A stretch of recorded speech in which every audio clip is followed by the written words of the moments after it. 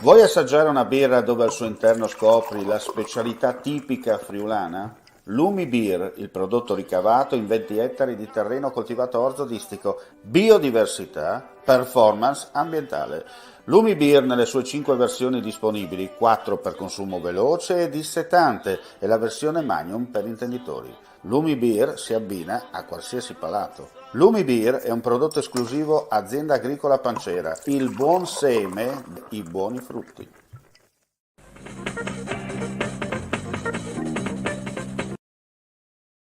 Edizione straordinaria del nostro audio video giornale, chiaramente dedicata all'emergenza del violento incendio che sta interessando da ieri pomeriggio l'area del Carso tra Monfalcone in direzione Gorizia e soprattutto anche la zona slovena subito dopo. Insomma, andiamo a vedere un po' di fare il punto della situazione dopo gli aggiornamenti comunque dati nel corso della mattinata. La situazione è complessa e abbiamo dovuto procedere con un'ulteriore evacuazione di alcune famiglie, tra cui una donna anziana e 2 bambini a Iamiano, dopo quelle di ieri sera nell'altra frazione di Doberdò del Lago a Sablici. Lo ha riferito il prefetto di Gorizia, Raffaele Ricciardi, che sta seguendo in prima persona la situazione dell'incendio sul Carso divampato da ieri. Non ci sono rischi per l'incolumità delle persone, ma sono a rischio alcune case praticamente quasi lambite dal fuoco.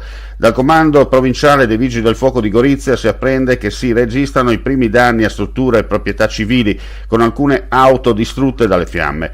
È stato anche spiegato che il fronte del rogo non è in diminuzione, ma spinto dal vento prosegue ad avanzare e distruggere centinaia di ettari di bosco. Dal fondovalle si continuano a udire forti detonazioni.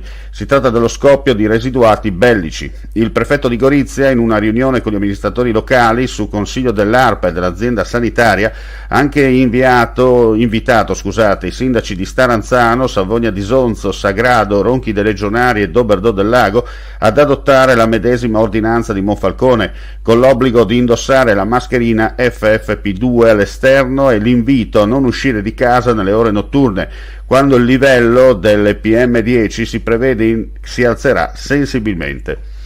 E sulla linea invece Trieste-Udine-Venezia il traffico ferroviario permane sospeso tra Monfalcone e Bivio d'Aurisina a causa del perdurare dell'incendio in prossimità dei binari. Riprende la circolazione stradale dopo l'intervento dei Vigili del Fuoco, attivato servizio sostitutivo con autobus tra Trieste Centrale e Monfalcone.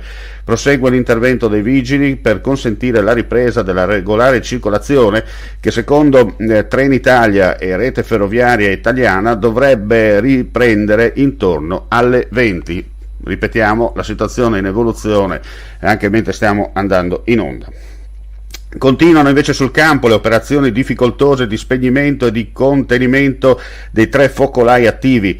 Dalle ultime informazioni, le situazioni più complesse sono ancora quelle dell'Isert nei pressi dell'autostrada, che continua a rimanere chiusa, e la zona del metanodotto di Sablici. Lo ha reso noto in un tweet il vicepresidente della regione Friuli Venezia Giulia con delega alla protezione civile Riccardo Riccardi. Quanto al personale impiegato, oltre ai Vigili del Fuoco di Gorizia, Trieste e di tutti i comandi regionali, ha spiegato l'assessore nella nota, per il protocollo di cooperazione transfrontaliero sono operativi da ieri buona parte dei gaslici sloveni delle zone della Primosca e non solo. Ad essi, sotto la direzione del Corpo Forestale regionale, si affiancano i volontari della protezione civile provenienti anche dalla Carnia e dal Pordenonese con le loro squadre antincendio boschivo. Chiudiamo qui questa veloce edizione straordinaria del nostro web giornale. Ulteriori news come sempre per quanto riguarda l'emergenza incendio sul Carso attraverso il nostro sito friulitv.net. Grazie per la visione e l'ascolto, non resta che augurare a tutti voi un buon proseguimento di giornata.